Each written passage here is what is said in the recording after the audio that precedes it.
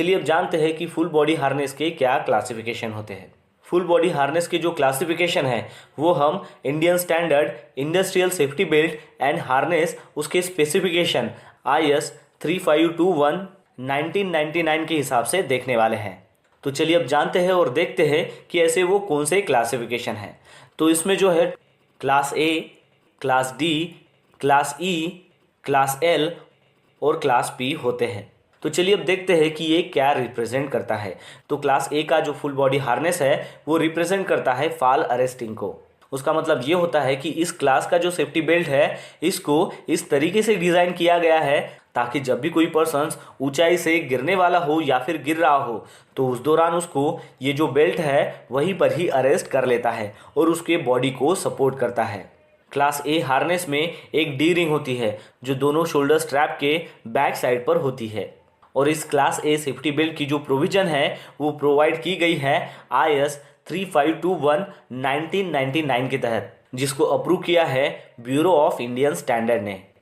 फिर उसके बाद जो है क्लास D वो रिप्रेजेंट करता है कंट्रोल डिसेंट को, यानी कि ऊंचाई से जब भी आप नीचे आते हो तो उस दौरान ये जो फुल बॉडी हार्नेस है वो उसको कंट्रोल करता है। क्लास D हार्नेस में फ्रंट या फिर साइड माउंटेड डी रिंग होता है और इसकी भी जो प्रोविज़न है वो प्रोवाइड की गई है फॉल अरेस्ट करने के लिए, वो भी IS 3521 1999 की तहत से, और ये भी जो है वो ब्यूरो ऑफ इंडियन स्टैंडर्ड से अप्रूव है।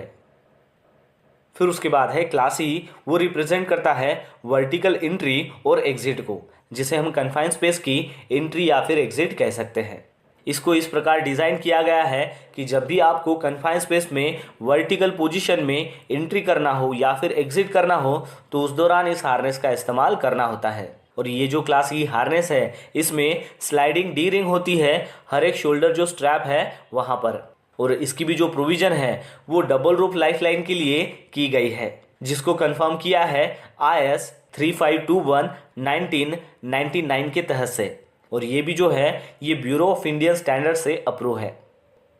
फिर उसके बाद आता है क्लास L, वो रिप्रेजेंट करता है लैडर क्लाइंबिंग को। तो इस टाइप का जो हार्नेस है वो इसलिए डिज़ाइन किया गया है ताकि जब भी आपको लैडर का इस्तेमाल करना हो या फिर टावर का इस्तेमाल करना हो और उसके ऊपर अगर आपको चढ़ना हो तो वहाँ पर इस हार्नेस का इस्तेमाल किया जाता है। तो इस टाइप के हार्नेस में एक या फिर दो डी रिंग होती है और वो जो डी रिंग है वो अटैच होती है हार्नेस के फ्रंट साइड में, और इस हार्नेस को भी कंफर्म किया गया है IS 3521 1999 के तहत से, और इसको भी जो है वो ब्यूरो ऑफ इंडियन स्टैंडर्ड ने अप्रूव किया है। फिर उसके बाद आता है क्लास P, जो रिप्रेजेंट करता है वर्क पोजीशनिंग को, और इस हार्नेस को इसलिए डिज़ाइन किया गया है ताकि जब भी कोई वर्क ऑपरेशंस आप कर रहे हो तो उस दौरान वहाँ पर पोजीशंस के लिए आपको इस हार्नेस का इस्तेमाल करना होता है। इस टाइप के हार्नेस में जो डी रिंग होता है उसको माउंटेड किया गया रहता है वेस्ट लेवल में, यानी कि कमर के लेवल में, और ये भी जो सेफ्टी हार्नेस है इसको कंफर्म किया गया है IS 3521 1999 की तहत से, और इसको भी जो है वो ब्यूरो ऑफ इंडियन स्टैंडर्ड ने अप्रूव किया है। दोस्तों आपको एक बात यहाँ पर ध्यान में रखनी है कि जो भी क्लास D हार्नेस है, क्लास E हार्नेस है, क्लास L हार्नेस है और क्लास P के जो भी हार्नेसेस है वो सभी के सभी क्लास A हार्नेस की रिक्वायरमेंट फुलफिल करते हैं।